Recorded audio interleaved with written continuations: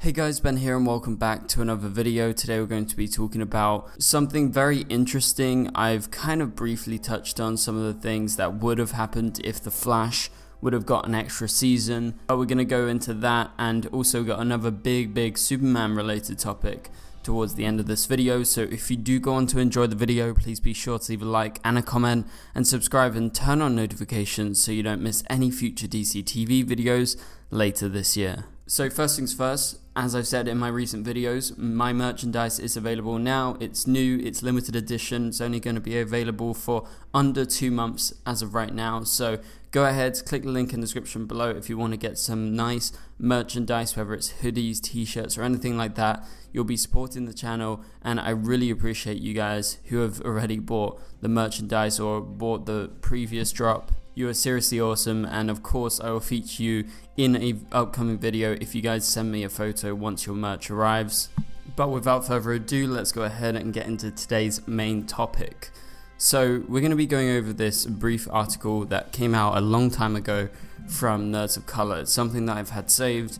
I've briefly talked about some of the stuff that would have happened beyond this season of The Flash. Obviously The Flash ended in May with season 9. If we got a season 10, we'd been told previously by Eric Wallace we would get a couple of storylines like the Forever War, the Blackest Night. That was in his plans if we were to go forward with a season 10. Obviously that never ended up happening, so all of this has been scrapped. Also, after The Flash ended, there was reports that he would be maybe considering continuing The Flash, maybe as like a podcast or like in audio form. It's something that he's done before. However, we got that Flash podcast, which is kind of linked to the film, so I don't think that's really going to be happening.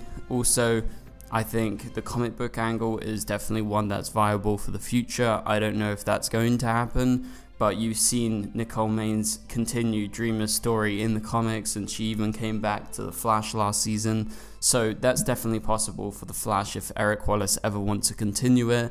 But what's very interesting is what he said about like what would have happened in season 10. So he says, gosh, there's just so many, and this is in regards to a question being asked in regards to what weren't they able to do in that final season. He says, I'm so bummed.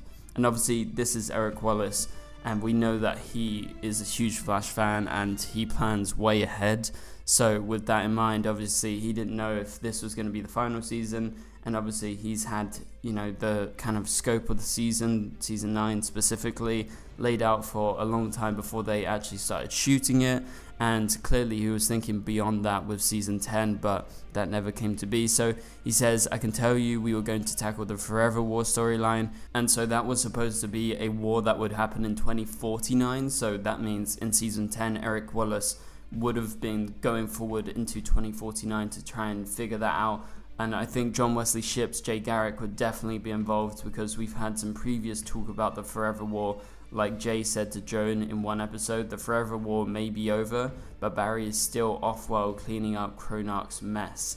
And so that was something that has been previously said, previously teased, and something that was definitely in Eric Wallace's plans. And even Cronarch was mentioned by Abracadabra a while ago, and so we were figuring out for a long time, is this guy ever going to show up? Just like we were doing the same when Red Death was brought up in the Flash Museum all those years ago, and we had to wait absolutely years to see Red Death show up on the show.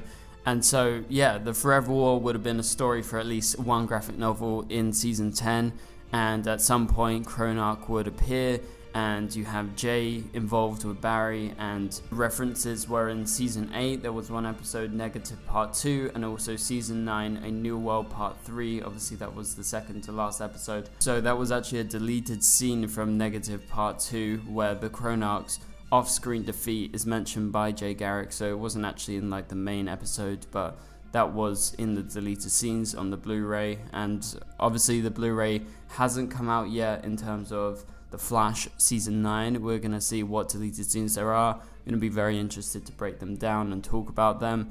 But yeah, so if season 10 would have happened, the Forever War would have been that opening graphic novel, probably like Armageddon, and a full-on crossover with as many characters as possible, Eric Wallace has previously said.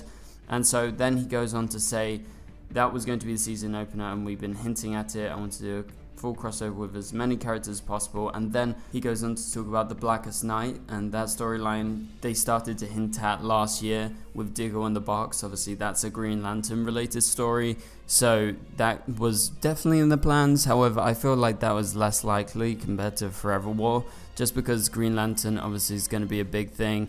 They're going to be in Superman Legacy, there's going to be a Green Lantern, also there's going to be a Green Lantern show. So I wasn't like super bummed to hear this, because I feel like we're going to get a lot of Green Lantern content in the near future, and so I don't feel like we're missing out on too much. Although yeah, it would have been cool to get that story with Diggle if he actually became a Green Lantern, but obviously we were very misled by that. And so Eric says, so yeah, it kind of bums me out that we're not going to be doing it.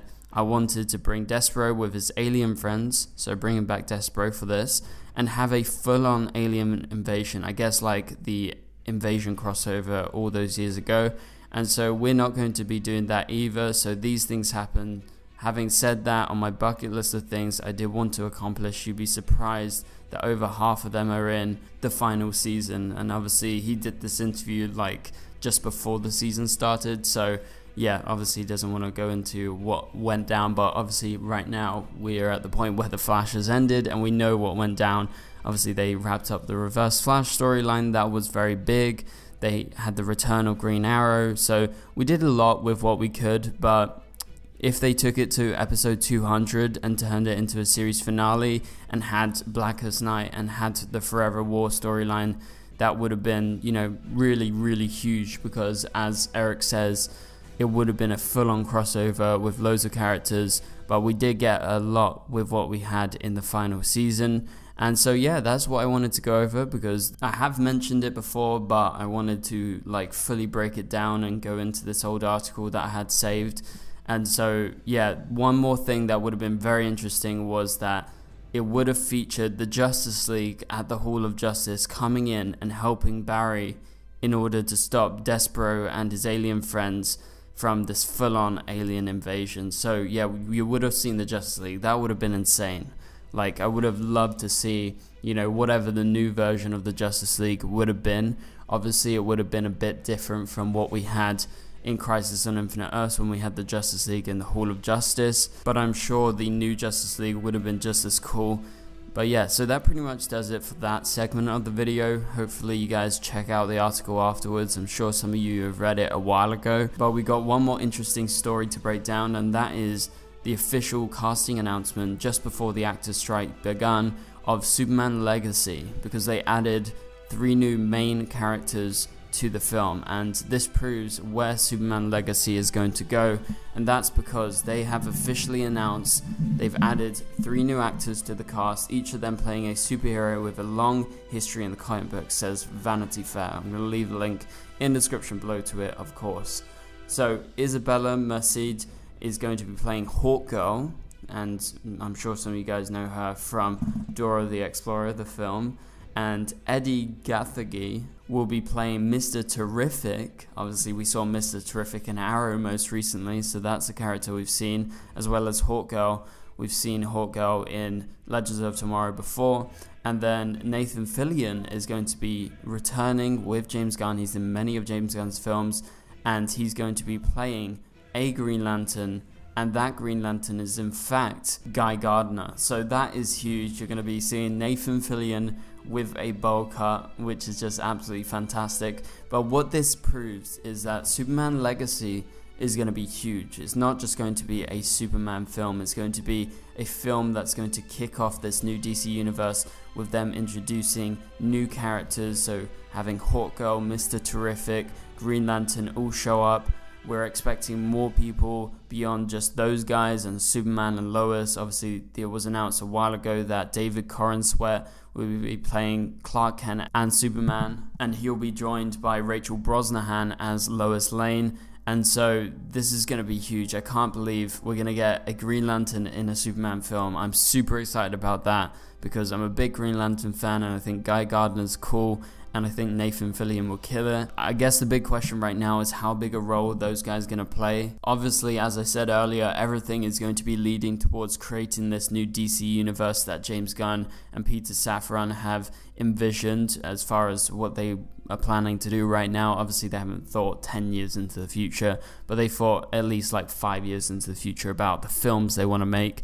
And so you could be seeing these actors show up once again in many different projects. Nathan Fillion could show up in that Green Lantern HBO Max show. Obviously now it's called Max, and that's a big thing because obviously they've kind of revamped that Green Lantern show. Originally it was Greg Berlanti that was going to be making it, but now it's going to fit more into James Gunn's DCEU. So I think these additions are going to make the film even better, and I really can't wait to see what other superheroes are going to be joining. But that pretty much does it for this video, guys. Thank you guys so much for watching. Hopefully you enjoyed the video.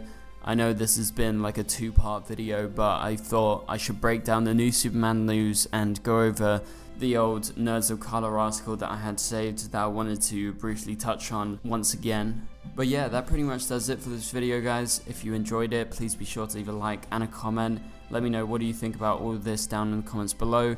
Also subscribe and turn on notifications so you don't miss any future videos. And for now, you can click on the top right corner of the screen to watch my latest video, and I'll catch you guys later. Goodbye.